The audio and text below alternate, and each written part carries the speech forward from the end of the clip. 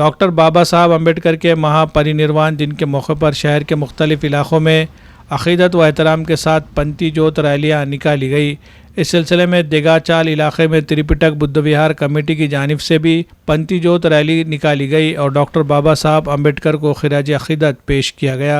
Rally की शुरुआत बुद्ध विहार में इज्तिमाई वंदना के बाद की गई, जिसके बाद यह रैली त्रिपिटक बुद्ध विहार से डॉक्टर बाबा साहब अम्बेडकर के मुजस्समे तक पहुंची। अक़ीदतमंद शहरियों ने जलती हुई पंथियों के जरिए अमन, बराबरी और भाईचारे का पैगाम दिया। इस मौके पर रैली का एहतमाम यूथ लीडर बंटी लांडगे की जानिब से किया गया था।